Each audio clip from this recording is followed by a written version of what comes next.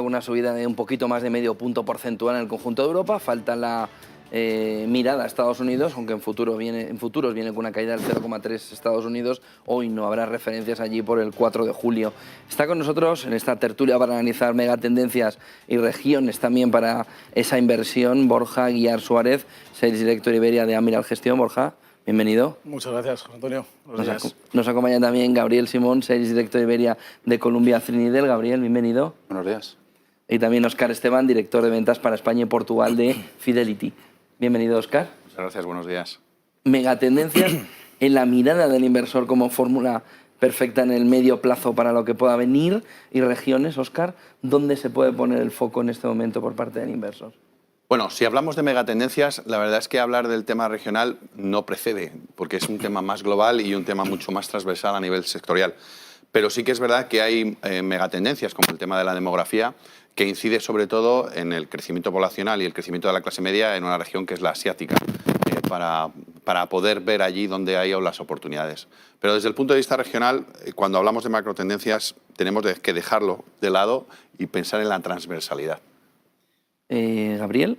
Sí, estamos totalmente de acuerdo. Nosotros desde Columbia Threadneedle pensamos que las megatendencias, en primer punto, no son una moda, es algo que se queda a largo plazo, son inversiones que van a continuar de aquí a los próximos 10, 20 años.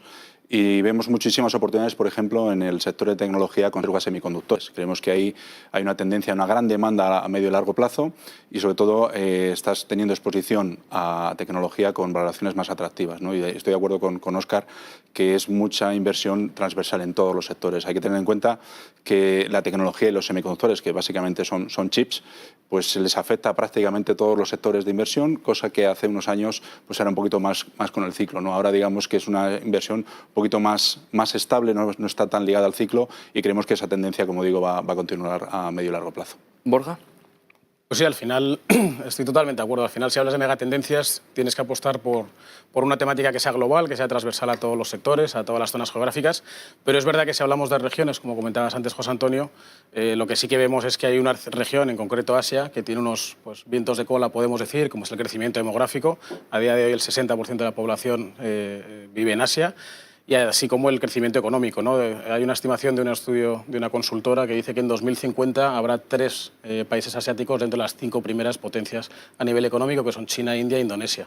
Entonces, inevitablemente, pues, si queremos tomar la decisión de inversión basándonos en regiones, creemos que en Asia pues, hay 2 motores de crecimiento muy interesantes para los próximos años. Planteaba Gabriel semiconductores. ¿Por dónde va la apuesta de Amiral?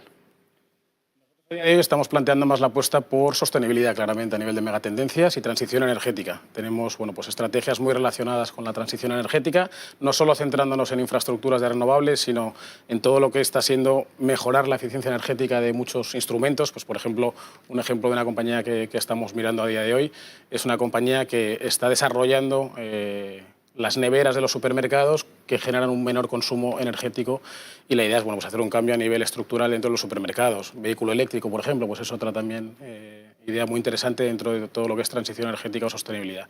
De momento te diría que Amiral el foco lo tiene muy centrado en sostenibilidad. Óscar, Fidelity.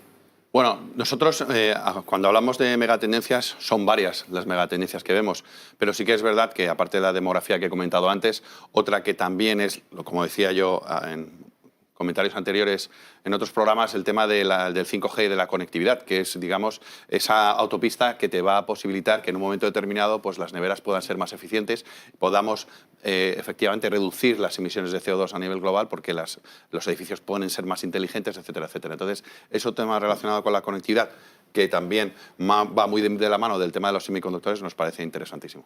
Gabriel, además de semiconductores. Sí, nosotros vemos una tendencia clarísima en la inversión socialmente responsable. Y digo socialmente responsable, nos enfocamos en la S de lo social. Sobre todo es algo novedoso porque muchas veces cuando hablamos de inversiones ambientales, sociales o de buena gobernanza, nos referimos siempre a la renta variable, pero nosotros pensamos que queda mucho camino por recorrer en la S de lo social y, como digo, sobre todo en inversiones en renta fija. Son emisiones que se hacen con el objetivo de mejorar la vida, la calidad de vida sobre todo de partes de la población que están más vulnerables, y creemos que ahí queda mucho crecimiento por desarrollar, y sobre todo que es muy fácil, al ser renta fija pues es más fácilmente medible que esa es un poco la controversia en ese tipo de inversiones, ¿no? Cómo mides ese impacto social dentro del mercado, ¿no? Y hacerlo a través de renta fija, que como digo son emisiones que se hacen con ese objetivo final. Creemos que hay mucho camino por recorrer y que tenemos bastantes oportunidades en la S de lo social. ¿Por qué poner el foco en megatendencias? ¿Por la descorrelación, Gabriel? Bien, nosotros pensamos que es una apuesta más a largo plazo. Es decir, ¿no? Si tú eres una inversora con carteras globales, tener un trocito, un poquito de tu inversión en megatendencias puede descorrelacionar en el sentido de que no solo tienes fuentes de rentabilidad diferentes a los activos tradicionales, sino también fuentes de riesgo diferentes, ¿vale? Entonces, muchas veces solo nos invercamos o los inversores solo se centran en qué tipo de rentabilidad te da una inversión, pero también hay que mirar desde el punto de vista de riesgos, ¿no? Entonces, tener carteras con un poquito de inversión en media tendencia, alrededor del 3-4%, podría diversificar en términos de riesgo las carteras a largo plazo. Borja. Bueno, nosotros pensamos, por supuesto, en largo plazo. Yo creo que hay tres claves que digamos, se asocian con las megatendencias, que es el largo plazo, que es el crecimiento exponencial y que es que produzca un cambio estructural en la sociedad. Entonces, nosotros lo que sí que nos estamos centrando mucho es en las compañías líderes del futuro. Al final nos parece que tiene mucho sentido apostar por compañías que tengan una posición de liderazgo, que al final son las que van a pues liderar ese cambio de futuro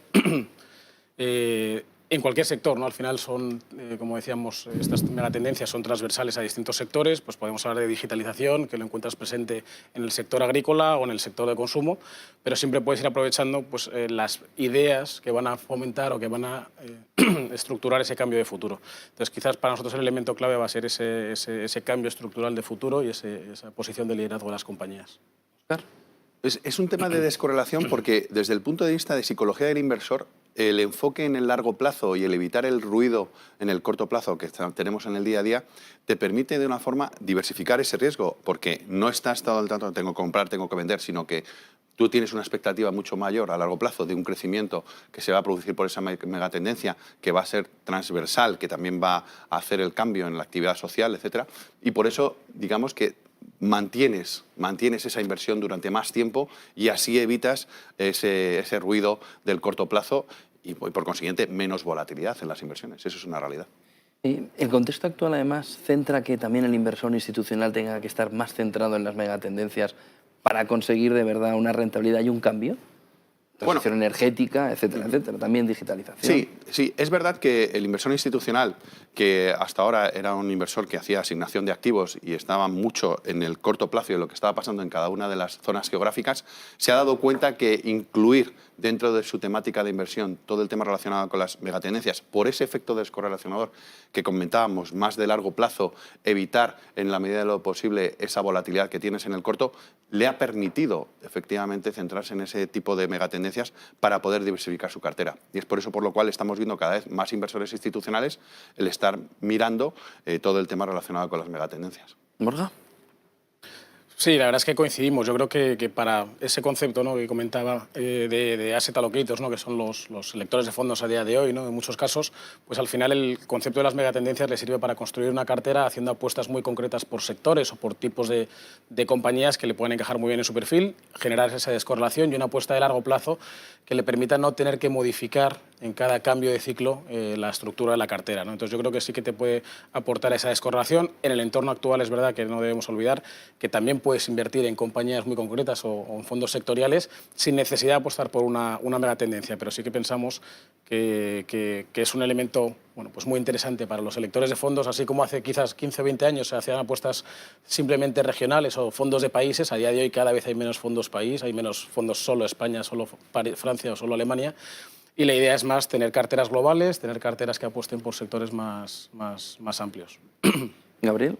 Sí, bueno, comentábamos antes que la inversión socialmente responsable pues, ha ido a más, ¿no? Y, por ejemplo, estamos viendo en los clientes institucionales que están muy enfocados cada vez más en la G de gobernanza, que las compañías, digamos, no haya problemas de gestión desde el punto de vista del management, ¿no? Entonces, creemos que los clientes institucionales, sobre todo los asset allocators institucionales, están muy enfocados en la renta variable, en la renta fija, pero sobre todo también le están dando cada vez más peso a la inversión responsable, sobre todo desde el punto de vista de mejora de de gobernanza, ¿no? Por ejemplo, un claro ejemplo es Japón. Por ejemplo, las compañías en Japón hace 3, 4, 5 años, digamos que faltaban mucho o estaban bastante perjudicadas desde el punto de vista de gobernanza y han mejorado muchísimo ese tipo de activo, incluyendo, por ejemplo, más gestores independientes en el board, ¿no? donde se toman las decisiones. Creemos que esa tendencia va a continuar y eso mejora muchísimo los ratings cualitativos y cuantitativos de las compañías. Hay que tener en cuenta que tenemos que mirar la parte fundamental y financiera de las compañías, pero también esa parte de inversión en gobernanza socialmente responsable que creemos que va a añadir valor a futuro en esas compañías, ¿no? ¿Cómo ha quedado en la salida del coronavirus la salud como megatendencia? Salud/biotecnología. Bueno, ahí, sin lugar a duda, ha crecido muchísimo. Nosotros, por ejemplo, desde Columbia Threadneedle, nosotros somos una compañía que miramos mucho, analizamos mucho las compañías desde el punto de vista de stock picking, desde abajo, ¿no? No tenemos un call más macroeconómico, ¿no? Entonces, invertimos en compañías independientemente de donde se encuentren, ¿no? ¿Y qué hemos encontrado? Por ejemplo, eso se ve mucho en el crédito, ¿no? En el crédito de investment grade, de buena calidad, las compañías han hecho los deberes, ¿no? Han salido más fortalecidas, ¿no? Con menos apalancadas, con unos ratios de fundamentales desde el punto de vista financiero más fuertes, y eso ha sido sin duda gracias al COVID, ¿no? Digamos que las compañías han hecho los deberes y creemos que van a continuar, ¿no? Evidentemente, las compañías de salud, por ejemplo, nuestra inversión en tecnología y en nuestras inversiones globales, en fondos globales que tenemos, la inversión desde el punto de vista sectorial en salud pues ha cogido más protagonismo, sin duda.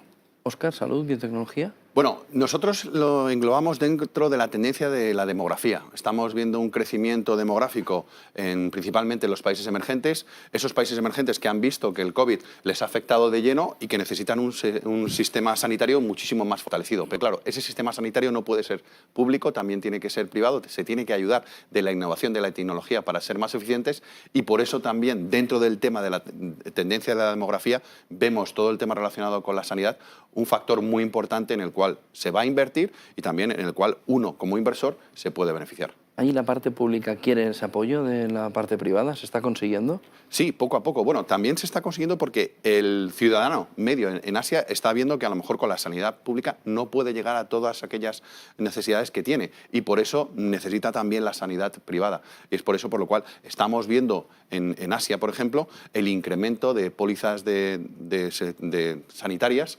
en compañías de salud de una forma muy interesante de crecimiento, y eso nos parece interesante pues por complementar esa posibilidad. Borja. Bueno, indudablemente la salud ha tenido un crecimiento exponencial estos últimos 2 años, ¿no? A raíz de la pandemia. Nosotros quizás hemos identificado más oportunidades en otras megatendencias o en otras temáticas de crecimiento, como ha sido la digitalización, que eso sí que creemos que ha sido transversal en todo el continente, en todos los continentes, tanto en Europa como en Estados Unidos como en Asia, ¿no? Como hemos visto, cómo las compañías han ido aprovechando pues esa digitalización para transformar pues, los hábitos de consumo de los ciudadanos, que tras la pandemia se han visto modificados, a empezar a consumir a través de Internet, a empezar a disfrutar del ocio desde casa en vez de tener que ir a un sitio a disfrutar ese ocio. Entonces sí que hemos visto una oportunidad muy clara en digitalización, y por otro lado, en regiones como en Asia, quizás nos hemos apoyado mucho en el crecimiento de las clases medias, ¿no?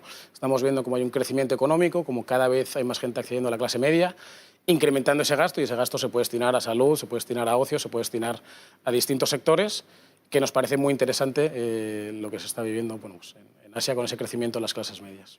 Pues muchas gracias a los tres, Borja, Gabriel, Óscar, por acercarnos megatendencias.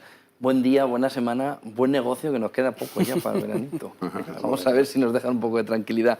A los tres, buena semana y buen negocio. Muchas gracias. 9:13 de la mañana, nos vamos un momentito a publicidad y vamos a ese dato de paro y también la apertura en el mercado, cómo va configurándose en estos primeros